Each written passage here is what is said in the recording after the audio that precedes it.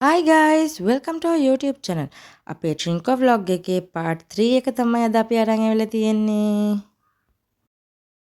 කින්නියා පාලම ඉදිකිරීමට පෙර ජනතාව කොඩ්ඩියාරම් බොක්ක හරහා ගමන් කළේ පාලම් පාරුවෙන්. ඒ තරමක අවදානම් සහගත ගමනක්. එහි පාලමක් ඉදිකිරීමට පැවති රජයන් 18 වතාවක් මුල්ගල් තබා තිබෙනවා. එහෙත් කින්නියා පාලම් සිහිනේ යථාර්ථයක් බවට පත් වුණේ 2005 වසරෙන් පසුවයි. ඒ අනුව 2009 වසරේ ඔක්තෝබර් 10 වෙනි දින ලංකාවේ දිගම පාලම් වන කින්නියා පාලම ජනතා අයිතියට පත් කෙරුණා. ඉතින් අපි කින්නියා පාලම බලාගෙන අපි ට්‍රින්කෝ ටවුන් එකෙන් නැවතුවා කරවල ගන්න.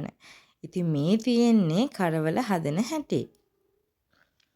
ඉතින් ඒගොල්ලන් අල්ලලා වේලලා කරවල වාඩිය දාලා මේ වගේ shops වල තියෙනවා අපිට කරවල ගන්න. ඉතින් අපි හැමදාම වගේ මෙතනින් ගියොත් මෙහෙන් නවත්තලා කරවල අරගෙන තමයි යන්නේ.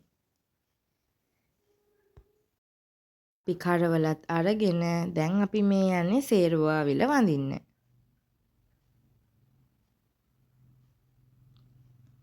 ඉතින් ඔන්න අපි දැන් සේරුවාවිල පාකින් එක ගාවට ආවා. ඉතින් කට්ටිය ඔක්කොම බහිනවා. සම්බුද්ධ රාජ ශ්‍රී ගෞතම ලලාට ධාතු නිදන්ගත සේරුවාවිල මහසෑගිරි වන්දනා කරම්. සම්බුද්ධ රාජ ශ්‍රී ගෞතම ලලාට ධාතු නිදන්ගත සේරුවාවිල මහසෑගිරි වන්දනා කරම්.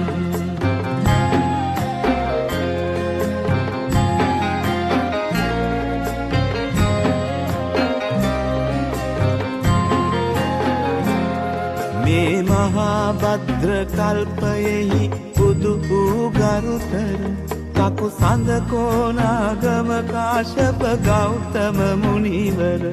මේ මහා භද්‍ර කල්පයෙහි බුදු වූ ගරුතර කකු සඳ කෝනාගම කාශ්‍යප ගෞතම මුනිවර. ඒ පූජනීය ශාරීරික ධාතු නිරන්තර නිම කෙරූ ඉතින් අපේ ටයිම් එක ගොඩක් ගිහින් තිබිච්ච හින්දා අපි හිතුවා මෙතන ඉඳන් අපේ ලන්ච් එක ගන්න ඕනි කියලා. ඉතින් බත් තියනවා, බිත්තර හොදි හදලා තියනවා, පිපිඤ්ඤායි, වම්බටු මෝජුවක් තියනවා, පපඩම් බැදලා. මේක තමයි අපේ ලන්ච් එක. ඉතින් අපි ටක් ගාලා මෙතනින් කෑවා. මොකද අපි සෝමාවතියට යන්න ඕනේ. සෝමාවතියට යන්න කලින් අපි මැදිරිගිරියේ වටදාගේ බලාගෙන තමයි යන්න හිටියේ. ඉතින් ඒ හින්දා අපි ටක් ගාලා මෙතනින් කාලා ඉක්මනටම යන්න පිටත් වුණා. මොකද වැස්සක් අත ළඟ එනවා. වැස්සට කලින් අපි කොහොම හරි මේ ටික බලා ගන්නත් ඕනේ හින්දා අපි ඉතින් එතනට බයි කියලා අපි දැන් මේ යන්නේ මැදිරිගිරියේ. ඉතින් මේක තමයි පාකින් එක. ඉතින් වැස්ස පටන් අරගෙන තිබුණේ ඇත්තටම ටිකක් වහිනවා මෙහෙ. මැදිරිගිරිය වටදාගය ශ්‍රී ලංකාවේ පොළොන්නරු දිස්ත්‍රික්කයේ තමයි පිහිටලා තියෙන්නේ. මේක සුවිශේෂී බෞද්ධ විහාරස්ථානය. මැදිරිගිරිය වටදාගය ගැන මහා වංශයේ පළමුවෙන්ම සඳහන් වන්නේ කනිෂ්ඨ තිස්ස රජතුමාගේ සමයේ. ඒ මණ්ඩලාගිරි විහාරයේට උපෝස්ථාගාරයක් කර වූ බව සඳහන් වෙනවා. ඒ බව තහවුරු කෙරෙන පැරණි බ්‍රාහ්මීය අක්ෂර සහිත ගඩොල් කැට කිහිපයක්ද පුරාවිද්‍යා කැණීම් වලින් මතුවලා තියෙනවා. මැදිරිගිරිය සම්බන්ධව හමුවන ඊළඟ ඉතිහාස කරුණු වන්නේ 4 වන අක්බෝර සමයේදී මේ විහාරස්ථානයේ ආශ්‍රිතව කුඩා ස්තූපයක් සහ වටදාගයක් ඉදිකිරීම සම්බන්ධවයි. මීට අමතරව දෙවන සේන රජතුමාගේ කාලේ මේ විහාරස්ථානය නඩත්තු කිරීම සඳහා ගම්වර ප්‍රදානයක් කරලා තියෙනවා. ඒ වගේම චෝල ආක්‍රමණය සිදුවීමත් සමග අනුරාධපුරයේ බිඳ වැටෙනවා. ඒ නිසා මේ මැදිරිගිරිය හා සිද්ධාස්ථානත් විනාශයට පත් වෙනවා. චෝලයන් පරාජය කරාට පස්සේ විජයබාහු රජතුමා පොළොන්නරු රජවීම අනතුරුව තමයි මේ මැදිරිගිරිය වගේ විහාරස්ථාන නැවත ප්‍රසංස්කරණය කරන්නේ. ඒ වගේම පළවෙනි විජයබාහු රජතුමා මේ නඩත්තු සඳහා ගම්වර පූජා කරලා තියෙනවා. ඝන වනාන්තරයෙන් වැසුණු මේ මැදිරිගිරිය පූජා භූමිය මුලින්ම සොයාගන්නේ 1897 HPC බෙල් මහතා විසින්. අපි ඉතින් මැදිරිගිරියත් බලාගෙන ලස්සන වෙල් යායවල් මැද්දෙන් ඉතින් අපි මේ යන්නේ සෝමාවතියට.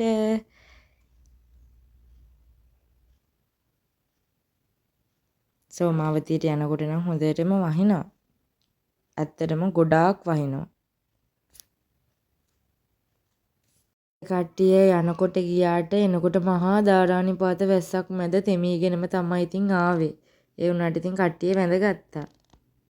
පොළොන්නරුව ප්‍රදේශයේ පිහිටලා තියෙන මේ ඓතිහාසික පුදබිම ලෝකවාසී බෞද්ධයින් විසින් සැලකෙන්නේ බුදුන් වහන්සේගේ වගේම සම්මියදෘෂ්ටික දෙවිවරුන්ගේ හාස්කම් පවතින ස්ථානයක් විදිහට. මේ ස්ථානයේ තැන්පත් කරලා තියෙන්නේ බුදුරජාණන් වහන්සේගේ දකුණත් දන්ත ධාතුවක් බවයි සැලකෙන්නේ. ඉතිහාසයේ කියවන විදිහට සෝමාවතී ඉදි කරලා තියෙන්නේ ක්‍රිස්තු පූර්ව දෙවන සියවසේදී දුටුගැමුණු රජතුමාගේ පියා කාවන්තිස්ස රජුගේ නැගණියුණ සෝමාදේවියගේ නම. ධාතුවංශයේ ෘතයේ දැක්වෙන විදිහට දළදා මාලිගාවේ වැඩවෙසෙන දන්ත ධාතු මහන්සියටත් පෙර සෝමාවතී පුදබිමේ වැඩවෙසෙන මේ දකුණත් දන්ත ධාතුව බෞද්ධයින්ගේ පූජා පුද සත්කාරවලට ලක් වෙලා තියෙනවා. ඒ වගේම තමයි ඔබ දන්නවද ඉතිහාසයේ විවිධ කාලවල වල විවිධාකාරයේ ආක්‍රමණ රටේ පැවතුණු දේශපාලනික තත්ත්වය ඒ වගේම ස්වභාවික සංසිද්ධීන් නිසා මේ පූජා භූමිය වරින් වර අභාවයට යමින් පිළිසකර කරමින් මෙතරම් කාලයක් පැවතිලා තියෙනවා කියලා ඉතිහාස මූලාශ්‍රවලට අනුව කියන්න පුළුවන්. මෑත කාලීනව 1947 වර්ෂයේ තමයි පුරාවිද්‍යා කැණීම් වලින් මේ පූජා භූමිය නැවත පිළිසකර කළේ. පූජ්‍ය සිරිමල්වත්තේ පියරතන හිමියන් මේ ප්‍රදේශයට වැඩම කරලා තිබුණා. උන්වහන්සේ වාර්තාවල සඳහන් කරලා තියෙන ආකාරයට අඩිපාරක්වත් නැති තරමට ඊටම ඝන වනාන්තරයක් තිබිලා තියෙනවා. ඒ වගේම උන්වහන්සේ සඳහන් කරලා තියෙන විදිහට මේ ගමනේ තිබුණු දුෂ්කරතාවය නිසාම පූජා භූමියේ තිබුණා කියලා අර පුද්ගලයා සඳහන් කරපු ප්‍රදේශයට මධ්‍යම රාත්‍රිය වන තෙක්ම යන්න හැකියාවක් ලැබිලා නැහැ. සිරිමල්වත්තේ පියරතන හිමියන්ගේ මේ වාර්තාවල සඳහන් වෙනවා මේ කැලේමකින් යද්දී එක් අවස්ථාවක උන්වහන්සේට හේවිසි නාදයක් අහන්න ලැබුණු බව. මිනිස් වාසයක් නැතුව වුණත් හේවිසි හඬක් ඇහිම නිසා උන්වහන්සේ මේ ගැන තවදුරටත් ගවේෂණය කරලා තියෙනවා. ස්වාමීන් වහන්සේ මේ හඬත් එක්ක දිගින් දිගටම ගමන් කරුවවයි සඳහන් වෙන්නේ. මේ වාර්තාවල සඳහන් වෙන විදිහට මේ ගමනේ අවසානයේදී මේ ඝන වනාන්තරයේ මැද තිබුණු ස්තූපයක නටබුන් අතරින් ෂඩ් වර්ණ එහෙම නැත්නම් පාට 6කින් යුක්ත රශ්මි ධාරාවක් විහිදිලා තියෙනවා. මේ ස්වාමීන් වහන්සේ සඳහන් කරලා තියෙන විදිහට කුමක් හෝ හාස්කමකින් මේ ස්ථානයෙන් තමයි හේවිසි නාදයක් නිකුත් වෙලා තියෙනවා. ඒ වගේම උන්වහන්සේ ඒ වෙලාවේදීම පිරිත් සත්ගායනා කරමින් ඇත්තටම මම කියන්න ඕනේ මේ ගමන අපි යන්න දාගෙන තිබුණේ නොවැම්බර් මාසේ 28 29. ඒ වුණාට එදාට අපිට යන්න වෙන ගමනක් තිබුණ නිසා අපි ඒ කට්ටියත් එක්ක කියලා මේක දිනේ වෙනස් කරගෙන අපි දාගත්තා 22 23.